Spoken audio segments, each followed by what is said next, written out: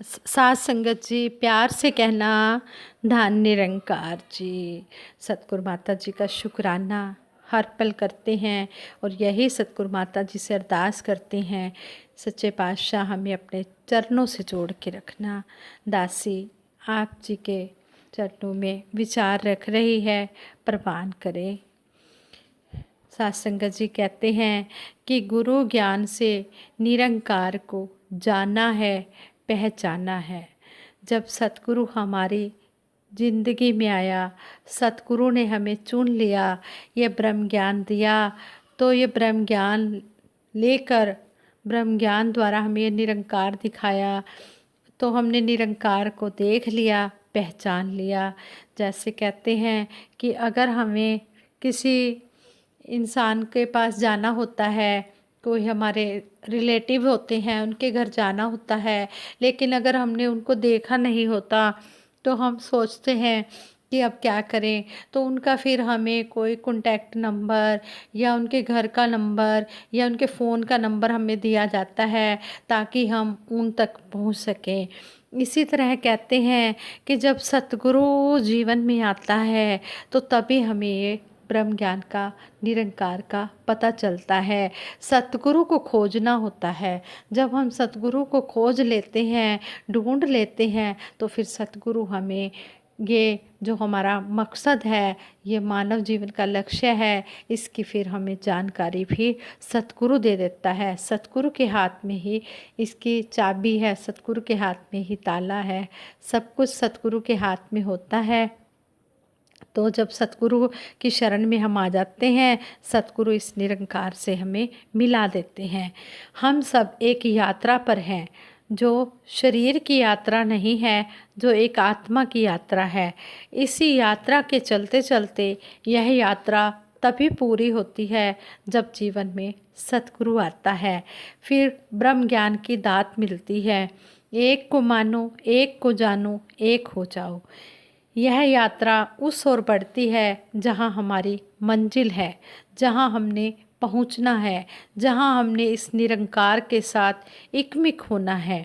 महात्मा कहते हैं, सतगुरु का कहा हुआ, निरंकार का किया हुआ, जब गुरसिख अपने जीवन में करता है, कबूल करता है, शत करके मानता चला जाता है, सत वचन करता चला जाता है, फिर वो एक को मान रहा होता है। जैसी भी हो परिस्थिति, रहे एक सी मनोस्थिति।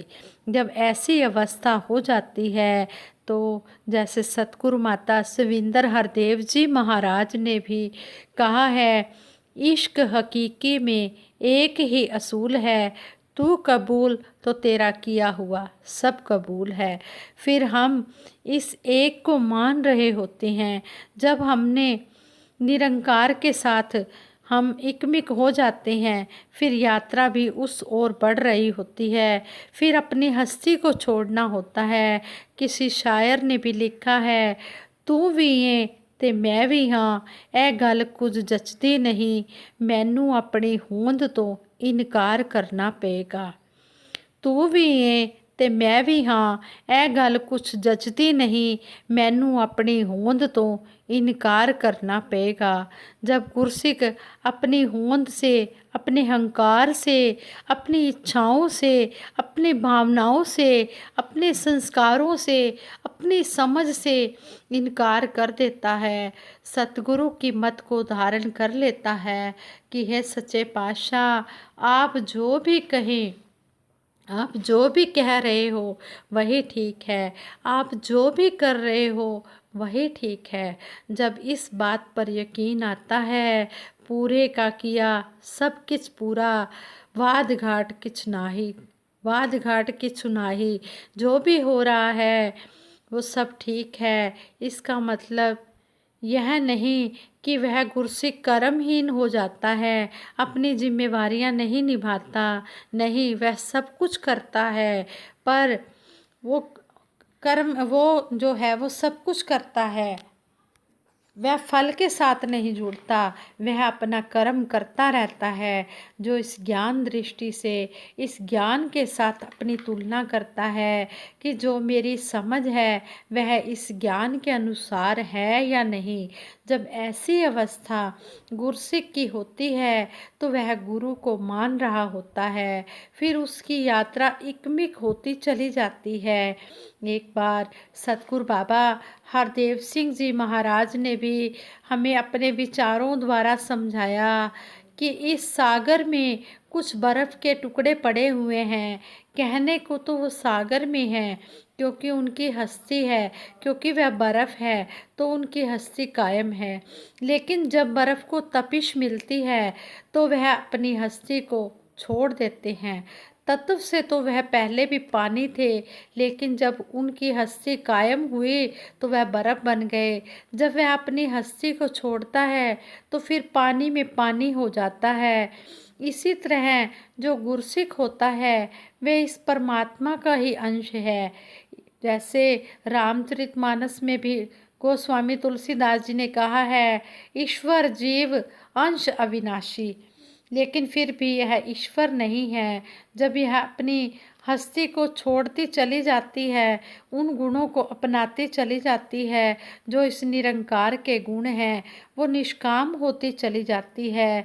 जैसे सतगुरु माता जी ने भी लास्ट संडे में डिजायर्स पर हमें समझाया, इच्छाओं पर समझाया कि हमारे मन में कोई ना कोई डिजायर तो होगी, लेकिन वो डिजायर ऐसी हो जो गुरु के साथ जोड़ने वाली हो, निरंकार के साथ जोड़ने वाली हो, साथ संगत के साथ जोड़ने वाली हो।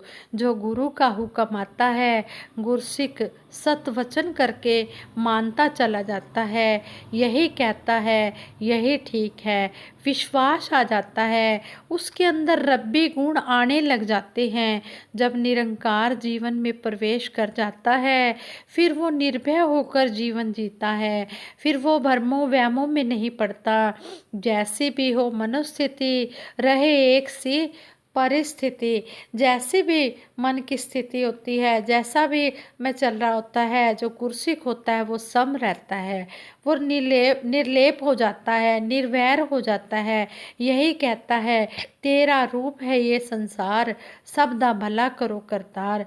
हर एक इंसान में सतगुरु निरंकार को देखने लग जाता है, उसके मन में आनंद की अवस्था आ जाती है। ऐसे गुरसिक को समझ आ जाती है कि इस निरंकार में से आए हैं, इसी में ही हमने समा जाना है, लीन हो जाना है। फिर उसके अंदर संतों वाले गुण आ जाते हैं, सबके साथ वह प्रेम नम्रता से रहने लग जाता है। जब इस निरंकार के साथ प्यार होता है, प्रेम होता है, तो सारे संसार के साथ प्रेम होने लग जाता है। फिर कहता है, जिधर देखता हूँ उधर तू ही तू है, हर शय में जलवा तेरा हूँ बहू है। हे सच्चे पातशाह, फिर वो ऐसे ही वो गुरसिक ऐसे ही कहता है कि सच्चे पातशाह मैं जिधर भी देख रहा हूँ उधर तू ही तू मुझे नज़र आ रहा है। हर एक चीज़ में, हर एक चीज़ में, हर प्रकृति में मुझे तेरा ही रूप नज़र आ रहा है।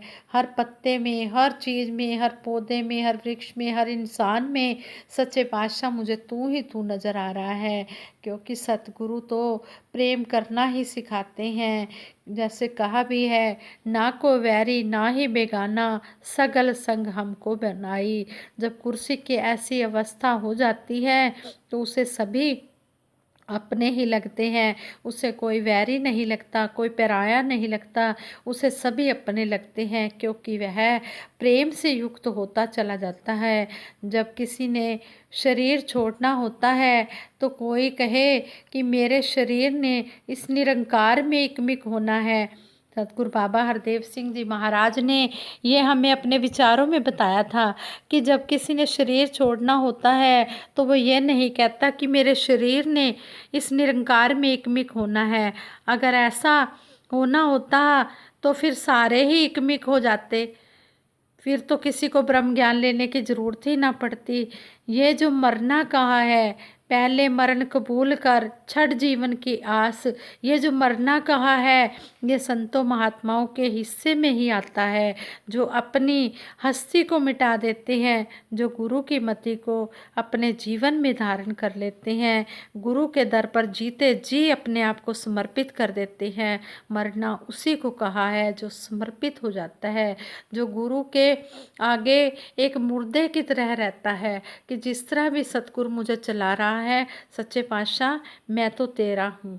जैसे कहते हैं कि जब ये निरंकार का इंसान हो जाता है तो ये हर एक में ही उसे ये परमात्मा नज़र आता है और फिर वो अपने आप को सतगुरु के चरणों में ख़त्म कर देता है।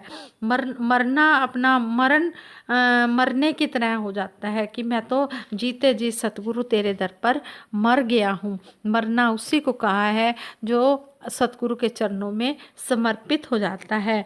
जब ऐसी अवस्था गुरसिक की हो जाती है तो फिर वह गुरसिक इस निरंकार के साथ इकमिक होता चला जाता है। जो जीते जी मुक्त है वो इस शरीर को छोड़ने के बाद भी इसी निरंकार में विलीन हो जाता है।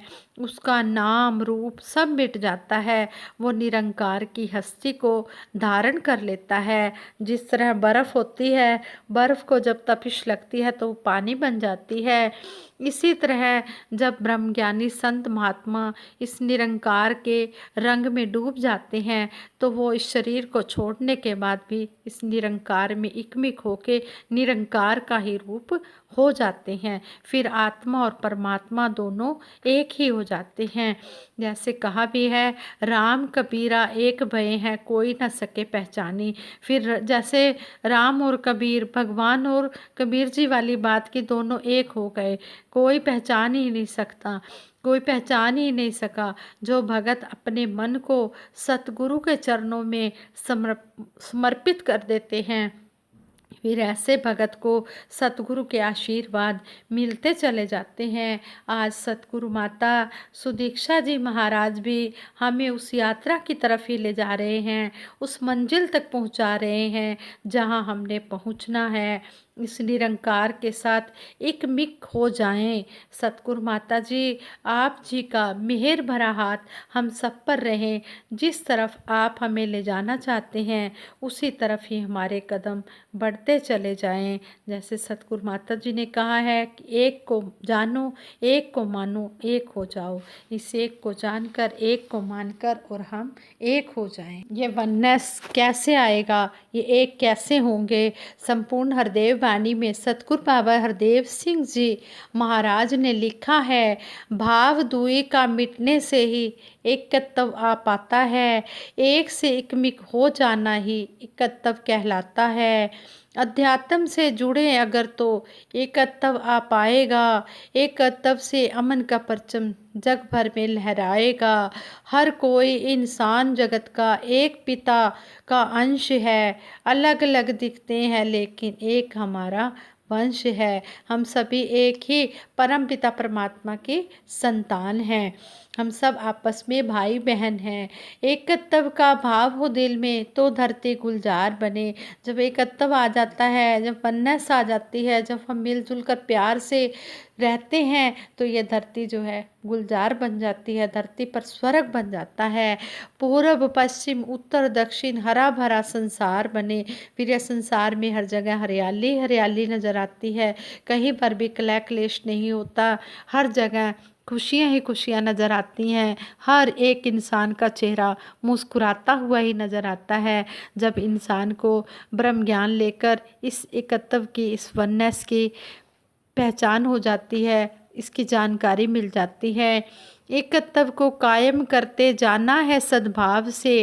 फिर सतगुरु बाबा जी ने कहा है कि हमने अच्छे स्वभाव से अपना स्वभाव अच्छा बनाना है, अच्छे कामों से, अच्छे स्वभाव से हमने इस एकत्व को कायम रखना है। कहे हर देव मिलन में सुख है, दुख मिलता अलगाव से। मिलजुल कर रहने में सुख ही सुख है। और जो इंसान ये बांटने ये लगे रहते हैं लड़ाई झगड़े में, बुरे कामों में, उनके लिए फिर ये यहाँ भी नरक है, यहाँ भी वो अपना लोक सुखी नहीं कर सकते और आगे भी परलोक सुहेला नहीं कर सकते। वो यहाँ पर भी दुख ही उठाते चले जाते हैं और आगे भी उन्हें दुख ही मिलता है।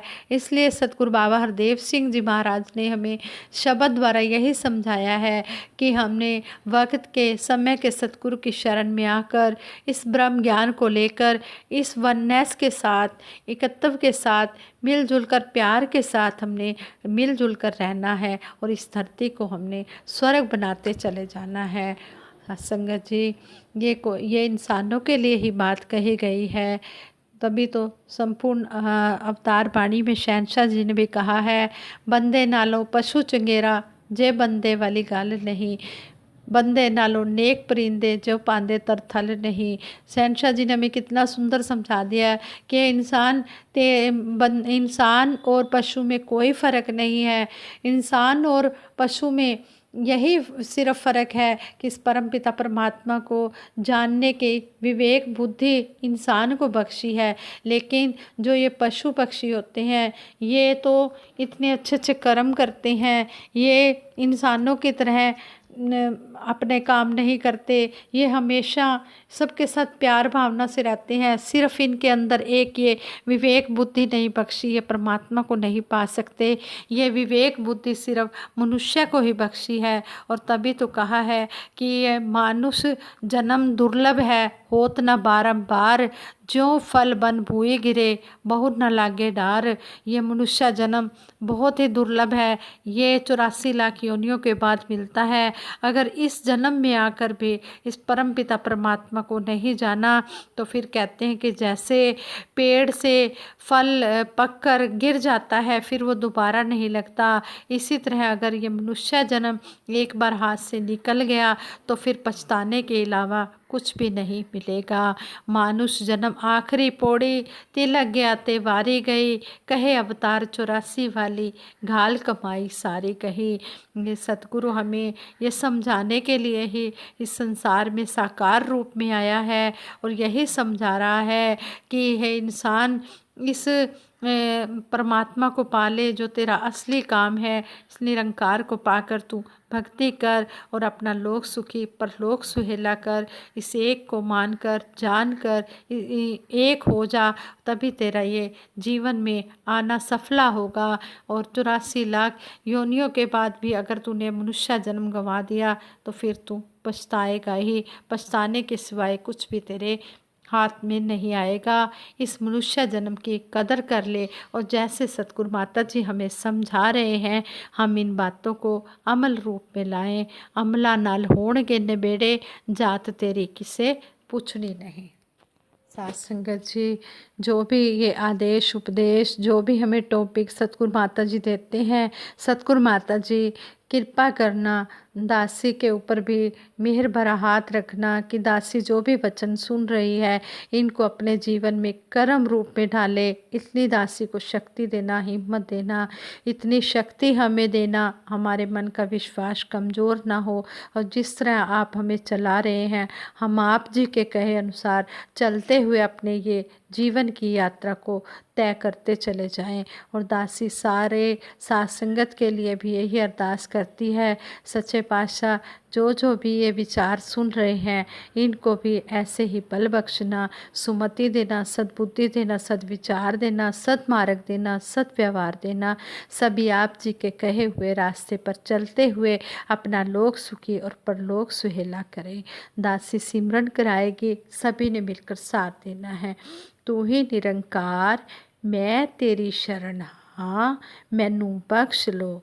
तू ही निरंकार मैं तेरी शरण हाँ, मैनू बख्श लो। सतगुरु माता सुदीक्षा सविंदर हरदेव जी महाराज की जय। निरंकारी राज माता गुरु बचन अवतार जी की जय। साथ संगत जी प्यार से कहना, धन निरंकार।